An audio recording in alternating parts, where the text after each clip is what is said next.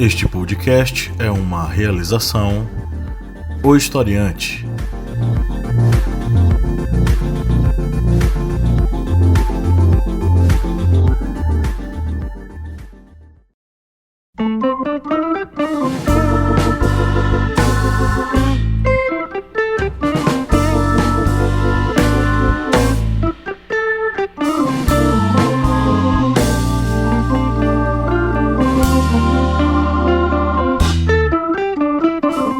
Olá, ouvintes! Bem-vindos mais uma vez ao seu podcast sobre as ciências humanas. É o podcast do Historiante, no seu programa do início da semana, que essa semana vai sair no meio da semana. Eu sou o professor Pablo Magalhães, esta é a Minipédia, e comigo aqui nós temos a senhora Joyce Oliveira. Olá, historiantes, como vocês estão? E o senhor Kleber Roberto. E aí, pessoal, beleza? Hoje é dia de quê, Kleber? Fala aí, hoje é dia de quê? Hoje é dia de dançar Barões da Pisadinha. Barões da Pisadinha foi o que o Spotify me sugeriu um dia desse, não sei porquê. Mas não, hoje não é dia de Barões da Pisadinha, Kleber. Hoje é dia de falarmos um pouquinho mais sobre a Inquisição. E dessa vez nós vamos falar sobre os grandes mentes que estiveram por trás das perseguições religiosas. E vamos discutir um pouco mais sobre esse terrível período da igreja aqui nesta Minipédia. Beleza. Essa pisadinha seria mal vista, né? Inclusive. Barões da Pisadinha. Eu acho que eu nunca ouvi Barões da Pisadinha na minha vida, mas eu vou deixar anotado aqui pra depois ouvir. Você recomenda, Joyce, Barões da Pisadinha? Rapaz, é uma música que tá em voga, né? Mas na perspectiva inquisitorial não é interessante porque faz movimentos, né, que fazem as pessoas levarem ao pecado, pegando em regiões que incitam os outros, né? Então Movimentos pélvicos. Movimentos pélvicos que podiam levar as pessoas a terem pensamentos, né, ilícitos, que atentassem contra a honra de outro sujeito. Pois é, então não ouçam Barões da Pisadinha se vocês estiverem na Idade Média perseguidos pela Inquisição. Ok, então hoje é dia de a gente falar nessa nossa minipédia maravilhosa sobre a Inquisição, né? Vamos continuar aí um papo que nós tivemos na semana passada. Vamos aprofundar mais aí sobre alguns assuntos, mas antes vamos para os nossos recadinhos básicos.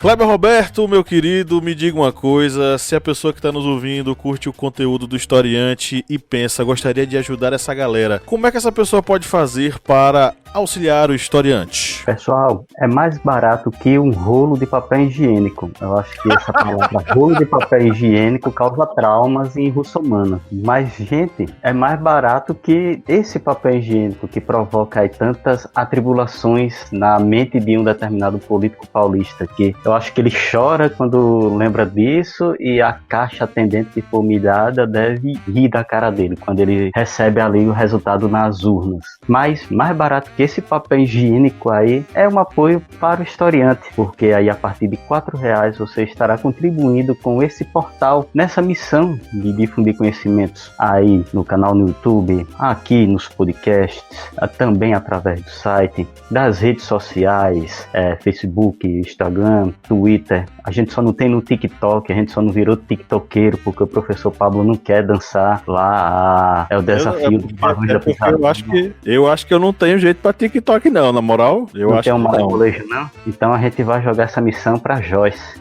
pra ela ser a nossa tiktokeira. Mas enfim... Rapaz, é difícil, porque eu não sou uma pessoa engraçada, né? Gente, vamos aí fazer depois um aulão de dança, de desafios. Mas, enfim, estamos aí nesse grande portal com essa ampla gama de opções para você ter acesso a vários conteúdos, inclusive através do próprio celular ali na palma da mão, através de um aplicativo. Não é, professor Pablo? Isso aí. Baixe o nosso aplicativo e acompanhe lá todo o nosso conteúdo, material gratuito disponibilizado para você estudar quando quiser, a hora que quiser. E o mais bacana, de graça, tá? Então acesse e curta o nosso conteúdo lá no aplicativo do Historiante. Vamos para nossa pauta agora.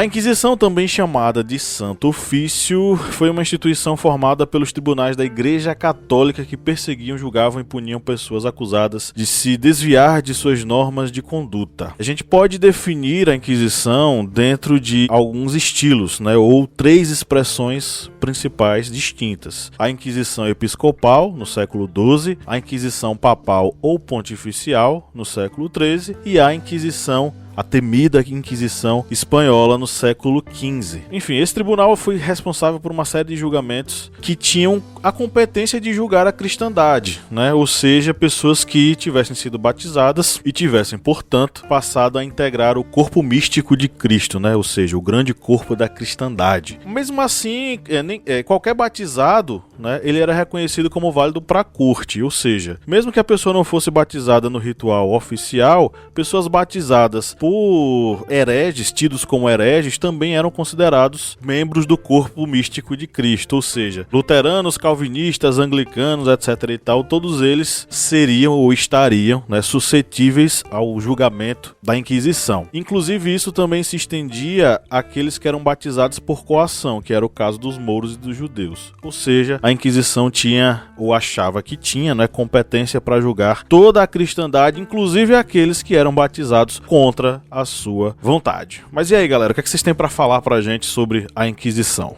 Já pegando esse gancho sobre a Inquisição, a gente vai lembrar de um personagem.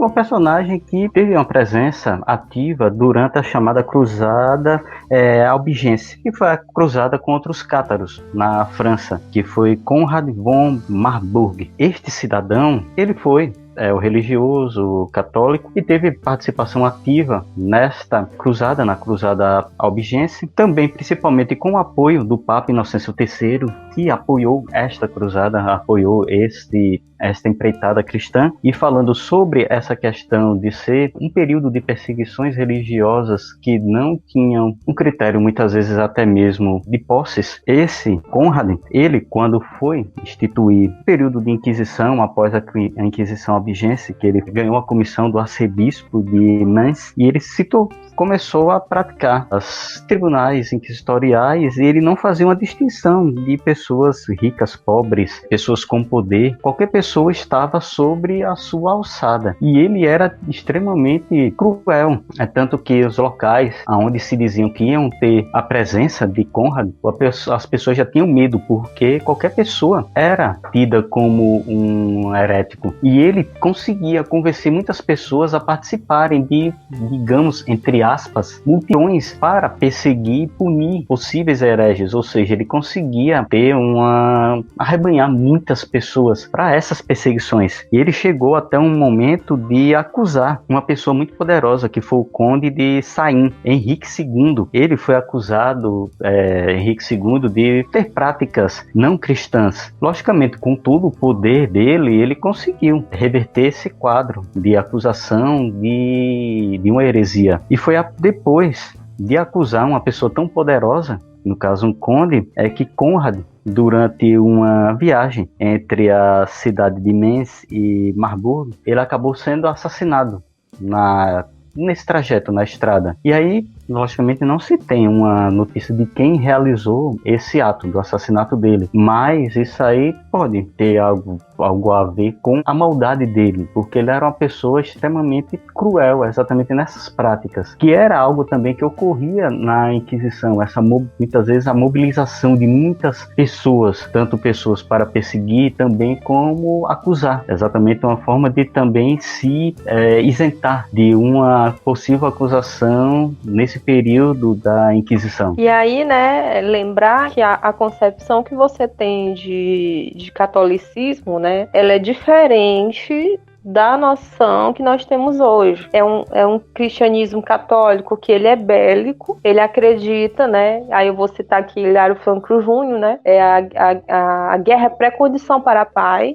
Você só pode ter a primeira se você tiver a segunda. Então, são sujeitos que acreditam que o mal, né, no caso diabólico, ele está sempre à espreita. Tinham medo do escuro, porque acreditavam que no escuro da noite se escondiam os demônios, né, os diversos tipos de demônios que eles acreditavam que existiam, né? Lembrando que há tratados demonológicos que falou sobre isso, né, com mais especificidade, a função deles de atormentar os homens e as mulheres. É um contexto onde você tem sobrevivências de práticas que são práticas camponesas, também em que essas práticas, né, conhecimento dessas ervas, elas vão ser vistas como algo do diabólico. Nós falamos sobre a questão das bruxas na minipédia passada, e aí também, dentro desse conjunto, você tem a presença de uma planta chamada beladona, que ela era muito utilizada nos feitiços das bruxas, né, que ela nascia do sêmen de um enforcado. Então, existe todo um conjunto do imaginário social que vai estar sempre procurando, vai estar sempre buscando esse mal que se espreita nas mulheres, né, pelo fato delas serem mulheres, se espreita também nos homens, porque esses homens, eles têm vontade, eles têm um desejo de comer carne, que era algo que era proibido, né? Você ter um carnaval com essa função dentro desse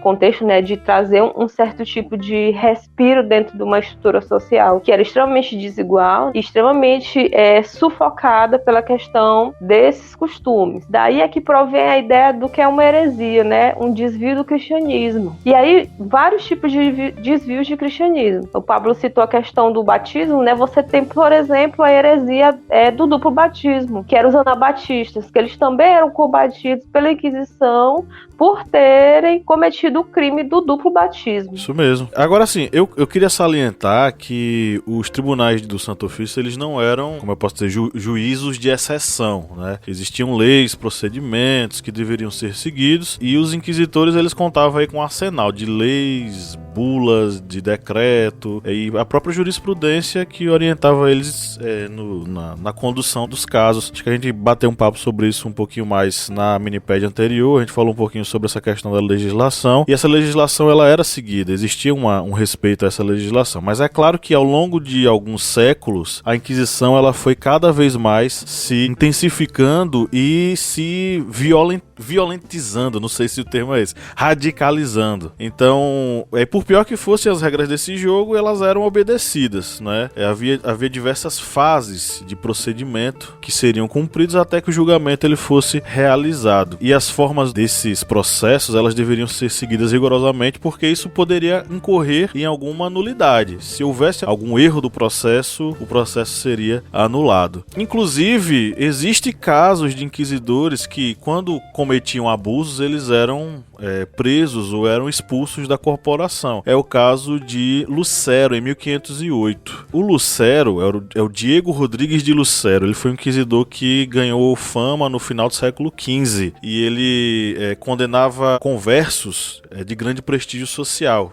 O foco dele eram esses grandes nomes, né, de cada cidade, recentemente conversos. Os métodos dele eram polêmicos, e muitas acusações falsas atribuídas a ele foram levadas à Congregação Geral da Inquisição. Em 1508 ele foi expulso como inquisidor e foi preso. Então existia uma regra a ser seguida, e quem não seguia essa regra acabava sendo expulso da Inquisição. Mas claro, eu não estou dizendo que a Inquisição era boazinha não, tá? Os métodos, apesar das regras estarem estabelecidas, os métodos sempre foram extremamente cruéis. O começo do procedimento inquisitorial, ele era chamado de período da graça. Então era publicado um édito, e os hereges eram convidados a se confessar e se reconciliar na fé. Então eram 30, 40 dias, mais ou menos. Os inquisidores, eles agiam aí com certa benevolência. As penas não eram aplicadas, não eram penas graves, e depois desse período da graça, as pessoas entravam na atividade do tribunal. No século XVI, esse período da graça, ele foi substituído pelos éditos de fé. Aí a gente começa a entrar numa radicalização bem forte. Todos que houvessem tomado conhecimento de alguma heresia, eles eram obrigados, sob pena de excomunhão, a denunciar esses casos aos inquisidores. O convite a denunciar os hereges era feito durante um sermão geral, em que eram convocados todas as autoridades seculares do local. Os inquisidores, eles poderiam investigar apenas a heresia que houvesse sido objeto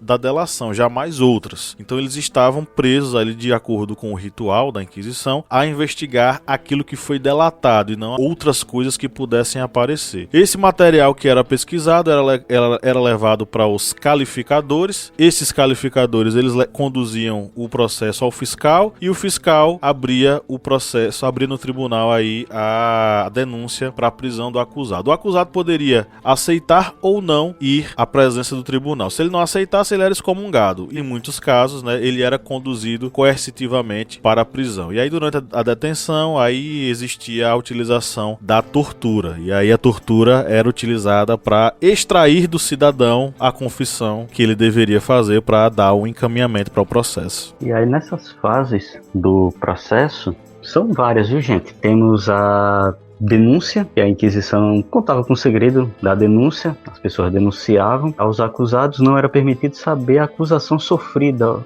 ou o nome dos seus acusadores. Tinha a instauração do processo, depois a prisão, também ocorria o sequestro dos bens e a inquirição das testemunhas, a inquirição que ouvia as testemunhas, no caso de heresia, a inquirição do réu, que ouvia o réu, e tinha preparação para a tortura, que o réu ele poderia ser torturado e sofria essa tortura, tinha o exame de consciência e tortura, e o despacho da mesa, que opinava a culpabilidade dos réus, ou seja, os religiosos davam a sentença. A sentença poderia encaminhar para o auto de fé, que era a leitura e execução das sentenças. Tudo isso daí são as fases até chegar na execução, ou não, desse acusado de uma heresia. Mas falando, né, de um período de brutalidade que ocorreu, a gente vai lembrar de um dos personagens que é tido como um dos maiores inquisitores, que é até o grande inquisitor da Espanha, que é Tomás de Torquemada, que ele é tido como o grande inquisitor da Espanha, que foi exatamente no segundo período de Inquisição. Ele praticou excessos,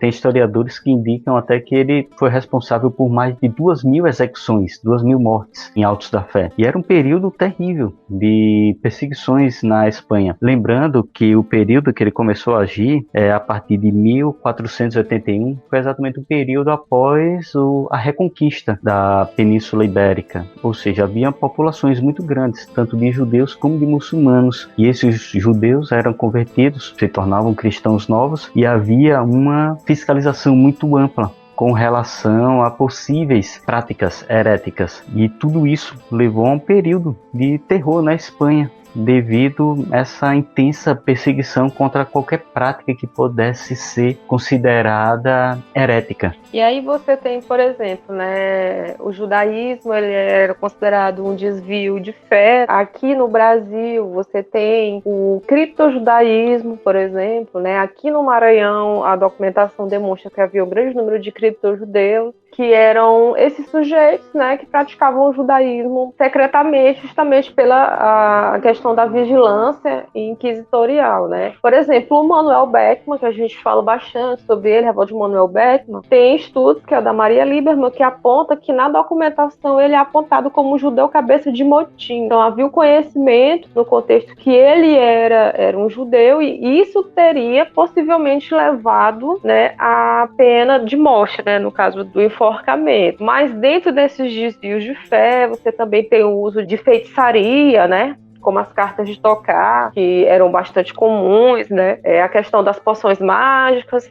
Quando você fala de um contexto que é um contexto atlântico, você tem a presença nessas denúncias de patuais, que aí você já tem a influência indígena e africana dentro desses processos. Você tem desvios morais que eram punidos, né? Como, por exemplo, a bigamia, a sodomia perfeita e imperfeita, que era a questão de pessoas do mesmo sexo se relacionarem, isso também era vigiado. A questão de padres contraírem, né, casamentos ou viverem de portas adentro com mulheres, o amancebamento ou amaziamento, conhecido talvez aqui no Nordeste mais como amigamento, né, as pessoas morarem dentro da mesma casa sem terem contraído casamento. Então, havia toda uma regulação do modo de vida desses sujeitos, seja no comportamento, seja na questão da sua fé. Então, por exemplo, denúncias de criptojudaísmo muito comuns encontradas é a questão,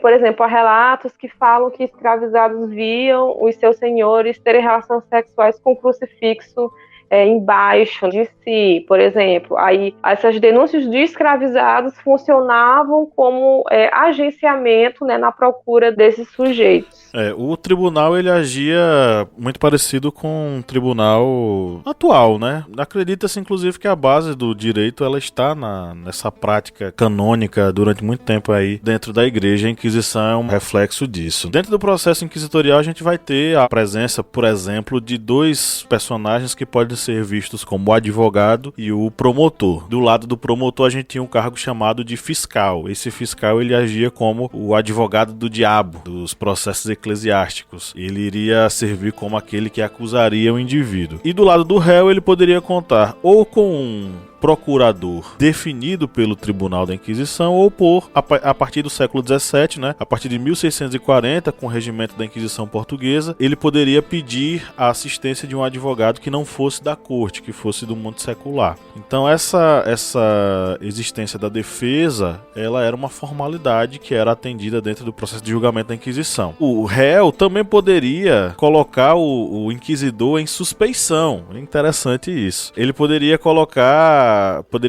recusar o inquisidor colocando como um suspeito, né, de julgar. Ele era colocado em suspeição. Se ele fosse julgado suspeito, né, se ele fosse visto como ele realmente não pode julgar porque ele tem interesses no processo, outro seria colocado em seu lugar sob pena de nulidade desse processo. Essa suspeição ela existe desde o século XVII, 1640, com esse regimento que eu acabei de citar, e o tribunal ele deveria escolher um outro inquisidor que tomasse às vezes e assumisse o processo. Bom, Kleber falou aí sobre a questão do final do processo, né? Eu queria dizer o seguinte, quais eram as penas mais recorrentes? As punições mais recorrentes, né? E aí eu vou pegar aqui umas estatísticas do Tribunal de Toledo, que tinha jurisdição sobre a capital de Castela, né? Madrid. Quais eram as punições mais aplicadas nos séculos XVI e XVII e até aí meados do século XVIII? As punições, reconciliações, foram 207 no século XVII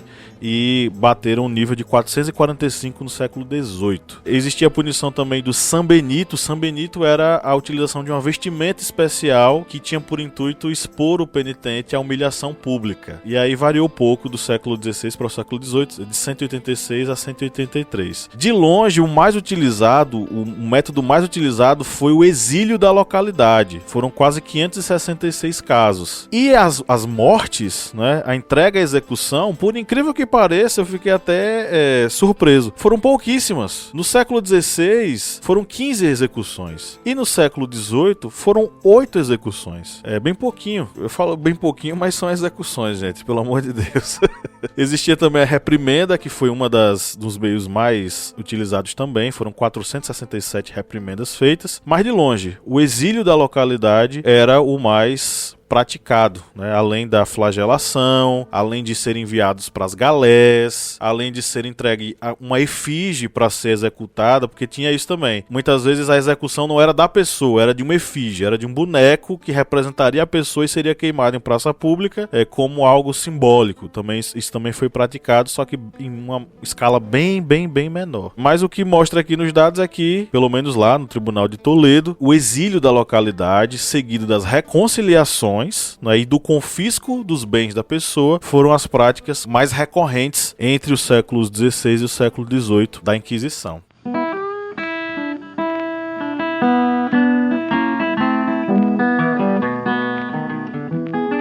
Bom, gente, chegamos a 30 minutos de gravação, mas me digam aí o que é que vocês gostariam de dizer para essa galera que nos ouve atentamente, que está estudando sobre a Inquisição, que já vem do podcast anterior, da minipédia anterior. Só mais um detalhezinho, no Brasil teve sim também, viu, gente, Inquisição. Aqui não tinha os tribunais, mas tínhamos visitas de pessoas da igreja que vinham fazer uma vigilância sobre possíveis práticas heréticas no Brasil. E segundo a historiadora Anita Nowinski, ela contabilizou 1.076 vítimas da Inquisição no Brasil, 778 homens e 298 mulheres. E no total, 29 pessoas foram condenadas à fogueira. durante esse período inquisitorial aqui na América Portuguesa, no caso no Brasil colonial. Isso tiveram visitações, por exemplo, na capitania da Bahia, Pernambuco, Itamaracá, Paraíba. Teve até uma última grande visitação lá pelos lados da terra de Joyce, lá no século XVIII, no Grão-Pará e no Maranhão. Porque eles faziam essa fiscalização exatamente com o intuito, principalmente, de evitar práticas heréticas nas primeiras e nessa última, por exemplo, qualquer outra prática que pudesse ser considerada contra a religião. Ou seja, vamos lembrar que, mesmo sendo o Brasil uma colônia com tantos milhas de distância da sua metrópole, Portugal, aqui também teve perseguições relacionadas à Inquisição. Pois é, Kleber, é justamente isso, né? Aqui no Brasil nós não tivemos tribunais, né, como existiram na América Espanhola, mas nós tivemos essas visitações que tinham como objetivo tentar fazer esse controle, né? Mas o nosso território ainda era, né, ou né, era extenso nesse período. Então havia uma dificuldade muito grande de fazer justamente esse controle pela falta de padres nas paróquias, né?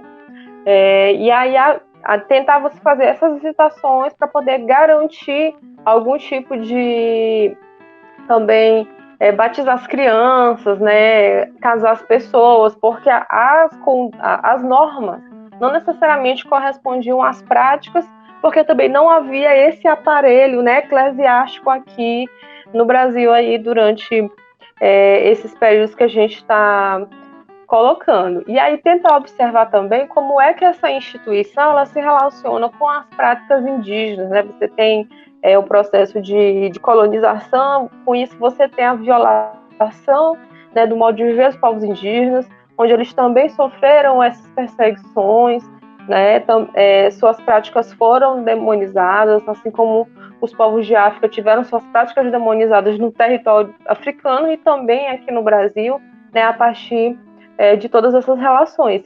E perceber esse movimento da Inquisição atrelado à formação do Estado moderno, né, aí na Idade Moderna, né, dentro desse período, e ver como que a figura do rei também vai ser importante dentro desse conjunto. Pensando a questão da Contra-Reforma Católica, né, da expansão das religiões protestantes na Europa e também aqui no Brasil. Então, essa estrutura ela tinha um princípio que era manter ou conseguir fixar a cristandade em territórios perdidos, que estavam sendo perdidos, né, no caso a Europa, e tentar evitar que houvesse essa expansão do protestantismo também no Novo Mundo, que era a América. E que merece uma minipédia só pra isso, né? A gente deveria fazer uma minipédia falando sobre as incursões inquisitoriais nas Américas, mas é papo para um próximo programa. Nós vamos ficar por aqui. Um grande abraço para você que nos ouviu até agora e tchau, tchau. Valeu, gente. Tchau, gente. Até a próxima.